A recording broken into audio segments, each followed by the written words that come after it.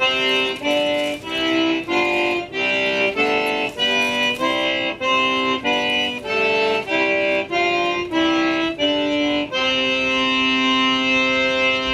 to get it, Papa. Well, here I am, and I'm in. You're probably looking at me and saying, "Well, I don't know why he's all fancy today with his fancy hat." But I am fancy with my fancy hat for a reason, because I'm in downtown Lafayette. Look, the big buildings, the skyscrapers, the hustle and bustle. And I'm getting ready to go show y'all something that's pretty cool. So I'm gonna try to use the crossing walk like a civilized human being instead of rolling around in the road. And yeah, this place isn't open yet today, but they have lots of delicious drinks and beverages and fun and stuff in there. As you can see, that's the worst beer garden. But where I'm going is right over here. Look that sign, look that. Wait, I better hold still so I can point at it. Look that. That's Colby Abear's place. And that's where I got my fancy hat. So we're gonna show you some fancy hats. Let's go look that. See? And here they are. There's some right in the window here.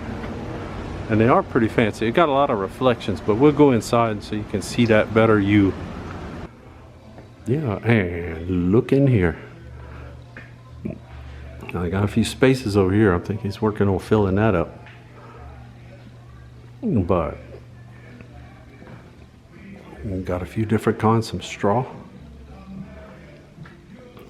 And they're not just men's hats, there's ladies' hats. And there's raccoon hats.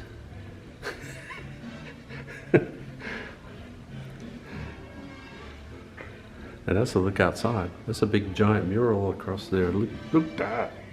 But yeah, look at these.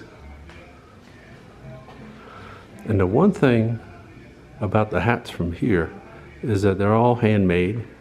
They're pretty much all unique. Some may look a little similar, but that's where the similarities end. And they've got personality first time you see them and put them on. Look at that one. This one's pretty cool. And I like that one. That's an old trail worn style. Some look kind of familiar. That's almost an Indiana Jones style there. Very crisp brim and everything.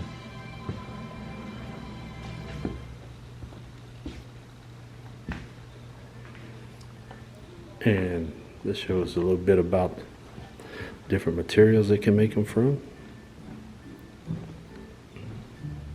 The colors. And the material is rabbit fur and nutria fur. And what you do, you get the fur and then you eat the rest. And all that's good. So you can get an idea. See that? You get an idea about what kind of shape you like. And then you pick out a color and a material. And you go to town and they'll have it for you. And these are some hat stands that are pretty cool. I think you might be able to buy those because there's a whole box of them here. And or you can get this to put your hat on. Look that. Here I am, and I'll fool you by saying this is the Look Dat secret headquarters. It might be, but it might not. But look these, there's some more colorful ones. I'll give you a pretty good idea of what the little swatch of color really looks like on a whole hat.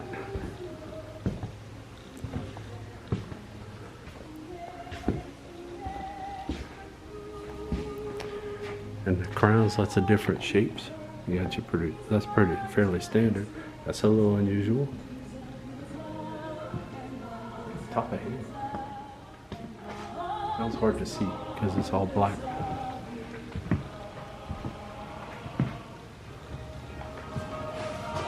So,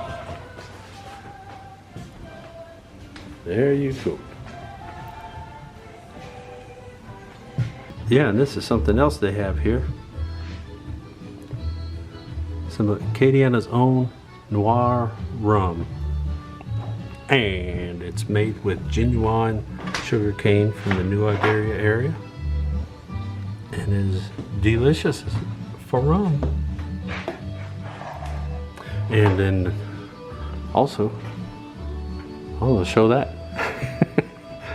They don't have hats on right now, but sometimes I think they do. Yeah, this right here is from a few years ago.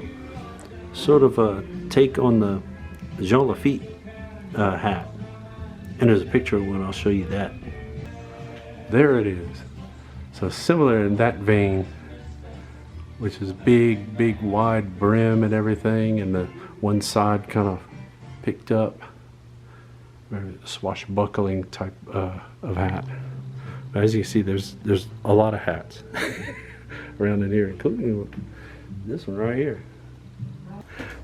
Yeah, this is some supplies. A grosgrain ribbon is your traditional option to properly finish a hat. And so it's really not a hat without a band, and traditionally speaking, a ribbon is the primary band of choice. And usually it's a thinner ribbon for a Western hat, and the wider it gets, the more dressy the style. Mm-hmm. All of these in particular are a collection of vintage ribbons that I have that come from the 30s and the 40s and the 50s. Oh wow, yeah. Particularly for hats. And most of which of this collection was acquired from Martin's Hat Shop, which was just here in Freetown down the road. Mm-hmm. Love that with him framed with all the hats. Right. That is cool. So here we've got to take the sweatband that's been cut to a particular size and then re-stitch it back together before it can be put into the hat. So that's what I'm doing now.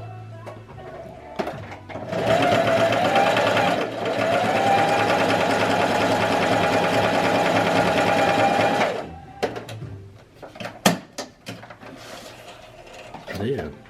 So we've got this put back together,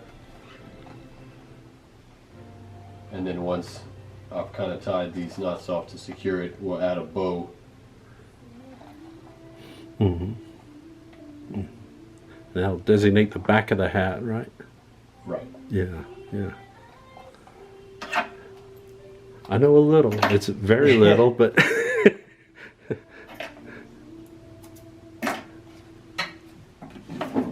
reach into the bow box. There we go. Oh yeah. For this particular hat, I'll choose a yellow.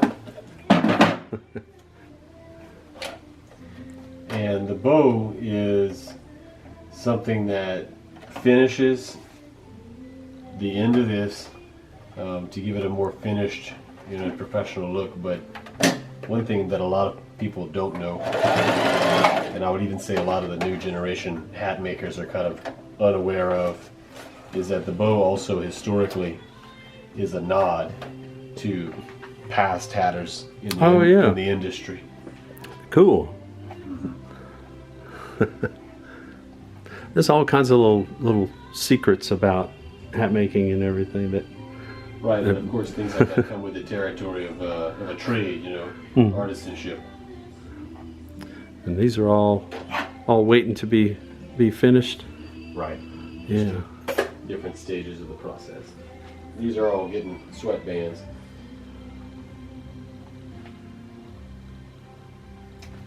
Yeah. What's the story on that one up there? So that as well as obviously a pirate hat. Yeah. But it's made more from a millinery approach, which to me and most hat makers, male hat makers, means when different elements are put together and stitched together, you know, to come together and form a finished hat. Whereas most of us who consider ourselves hat makers or hatters, we work with one solid material, be it felt or straw, and then build and construct a hat out of that one solid material. Yeah. So this was a hat that was done from, like I said, from a millinery approach. Again, for a pirate costume for myself. That's the one thing, you can never have enough pirate costumes. Oh no, no. And they can be very elaborate. Especially if you wanted to ever, you know, use it in daily wear. You can't wear the same outfit every day. So this particular sweatband is for this hat, and what we'll do now is make sure that it lines up symmetrically long ways inside the hat. So just kind of placing it in position and then giving it kind of a little eyeball, making sure that it's center, adjusting it where it needs to be, and then once we see that, go ahead and mark it where we'll go ahead and begin sewing.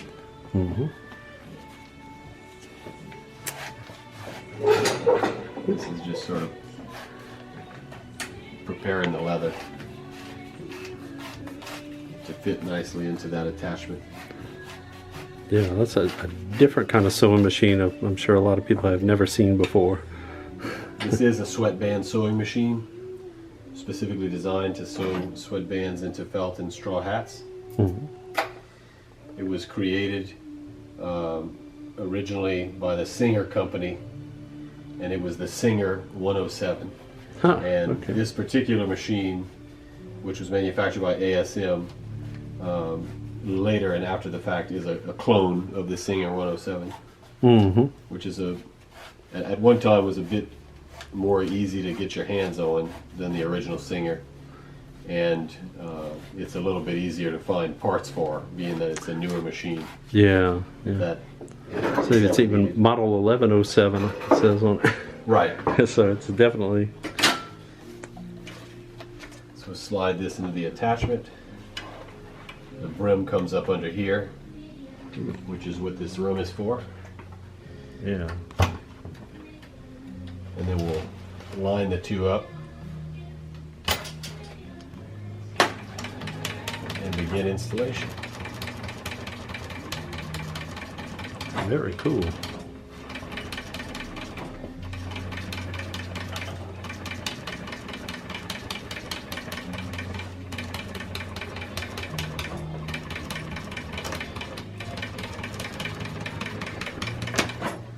And always go around twice. Make sure it's securely in there.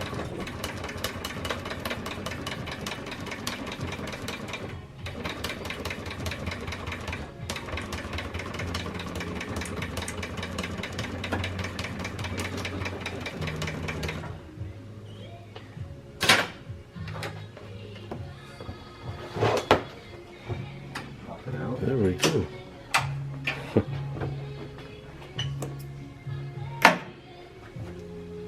Just fold it on in. Now the hat's got its sweatband. Yeah, very cool. From here, we would shape the hat so we can move into the workshop. Oh, okay. Yeah, this shows it's all the sizes and everything. And a wooden mold. You just run us through the process.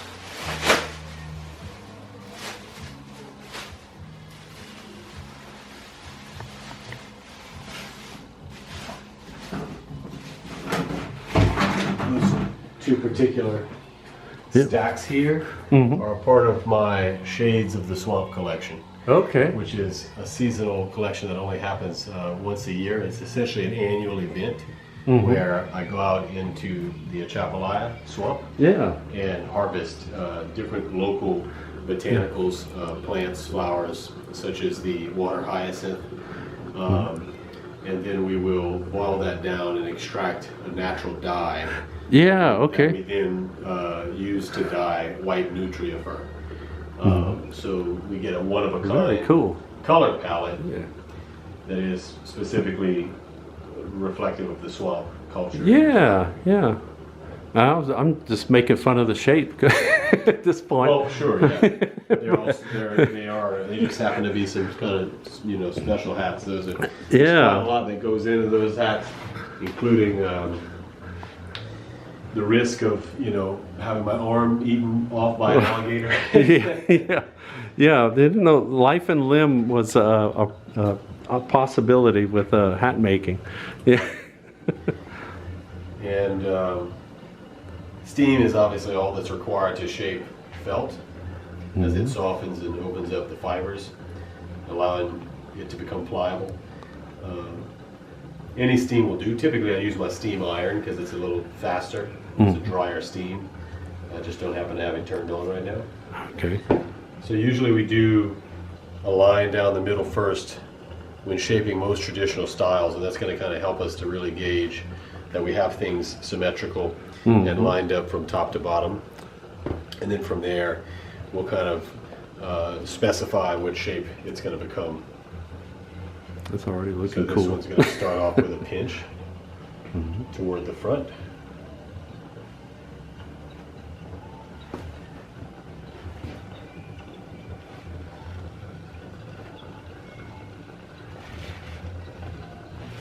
Now, if you're getting it to a certain point and all of a sudden you realize it's like, oh, that's not coming out quite right, you can pop it back out and reshape it. Sure. Okay. With most fur felts, we should be able to take something like this hat stretcher or an open block and use it to pop the circular shape back into the crown.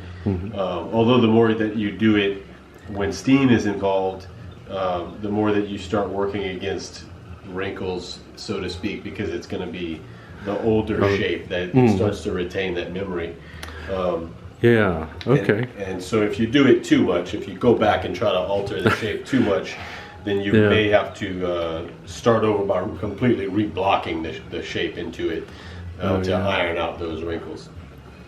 So we start there, and then for this one to become a teardrop, I'm going to get some more steam on the back end of the top here,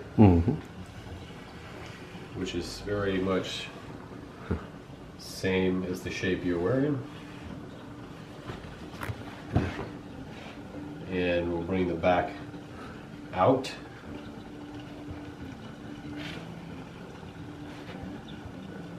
Rounding it out in a circular shape or semicircular in order to give it that teardrop effect.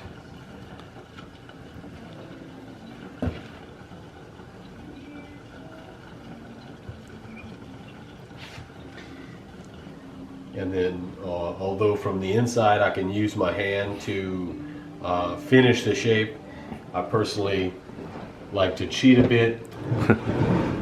Oh, okay. Also because it ensures symmetry. And to use something like this to help bring that shape back up in the middle. Oh, yeah. That's cool. And there we've got a shaped hat. It's sculpting, yeah. Precisely.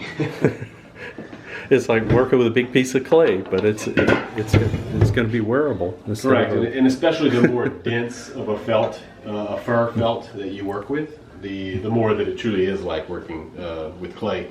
And that would be something, for example, like beaver fur, nutria fur, or most especially a beaver belly fur. Due to the softness and the size of the fur on the underbelly of the beaver, it creates a supremely dense felt result, which allows for a very precision shaping. That is cool.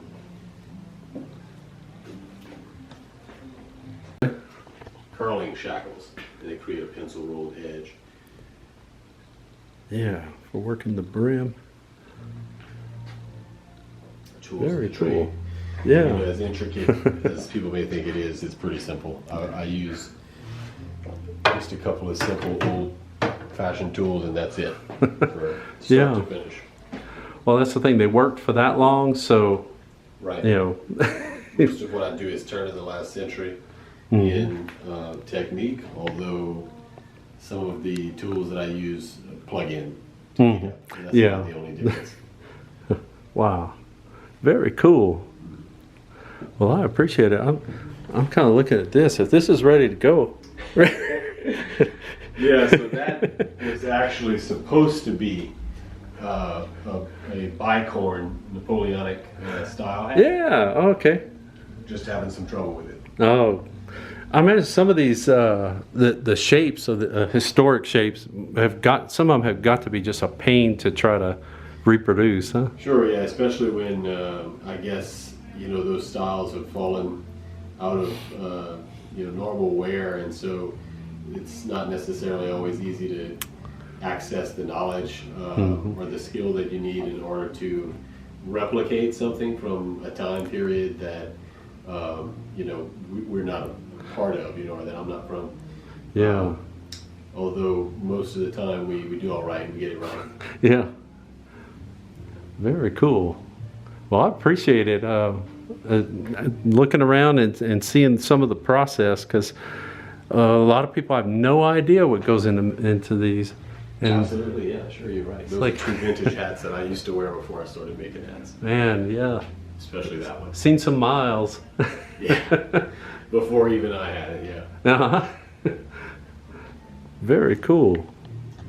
It was sure fun going in and getting a little tour and everything. It's right over there behind that truck. The affordable refrigeration people. But I don't know what they're working down the street. But anyway, yeah, it was fun to get a little demonstration of some of the stuff that goes into making fancy hats for fancy folks like me. But otherwise, it's really cool, and it's literally handcrafted. So you get what you pay for, and it's really good stuff. It's not some it's my $5.99 Walmart cowboy hat that fell apart after 2 days. It's good stuff. So if you get a chance to, if you're looking for a hat or just want to look around and check it out, or ask about the rum. But anyway, it's Kobe Abear's place, and it's pretty cool right here in beautiful downtown Lafayette.